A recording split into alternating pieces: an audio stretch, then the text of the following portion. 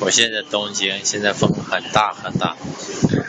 我真是担心今天晚上我打雨伞的时候，